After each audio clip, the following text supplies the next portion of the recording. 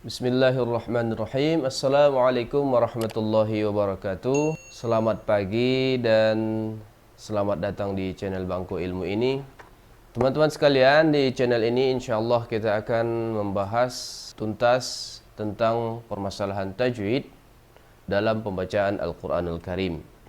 Sebagai pengantar, kita sebutkan bahwa ilmu tajwid itu adalah sangat penting, sebagaimana Allah Ta'ala berfirman di dalam Al-Quranul Karim, A'udzubillahi minasyaitonirrajim, warattilil Qur'ana tartila.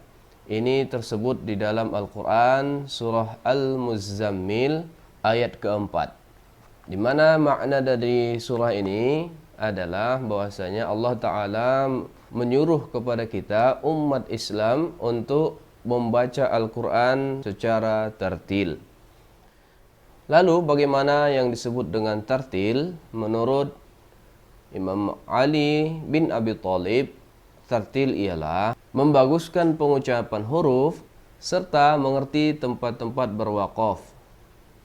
Sedang menurut ulama lain, dari Muhammad Shadiq di dalam kitabnya Al-Burhan fi Tajwidil Quran menerangkan bahwa arti tajwid itu adalah mengeluarkan huruf dari tempatnya dan memberikan sifat-sifat yang dimilikinya, baik itu yang asli maupun yang baru datang. Namun untuk lebih mudah memahami dari pengertian dari ilmu tajwid ini sendiri, secara tegas dan ringkas kita menyebutnya bahwa ilmu tajwid itu adalah ilmu yang mempelajari cara pengucapan huruf beserta ketentuan lain yang berkaitan dengan Al-Quranul Karim, baik dari segi lafaz maupun maknanya. Lalu bagaimana dengan hukum membaca Al-Quran dengan tartil atau dengan tajwid? Dari firman Allah Subhanahu wa taala dalam surah Al-Muzammil yang kita sebutkan di awal tadi menerangkan bahwa membaca Al-Quran dengan tartil, artinya membaca Al-Quranul Karim dengan tajwid yang tepat, adalah fardu ain bagi semua kaum muslimin. Artinya membaca Al-Quranul Karim adalah sunnah, namun mempelajari untuk bisa membaca Al-Quran adalah hukumnya wajib bagi setiap muslim.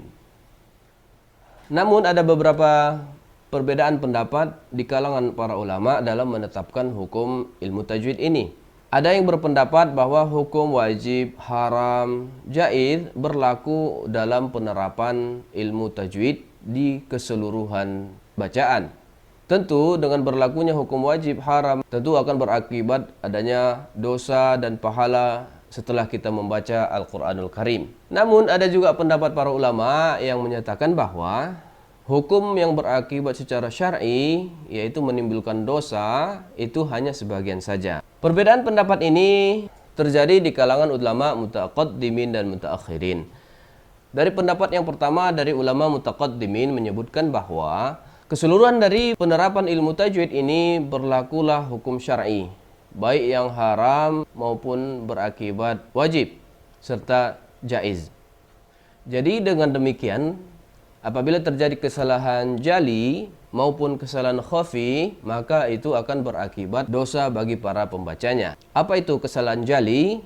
Yaitu yang pertama, kesalahan dalam penukaran huruf, atau huruf H disebutkan menjadi huruf H, maka si pembaca akan diganjar dengan dosa.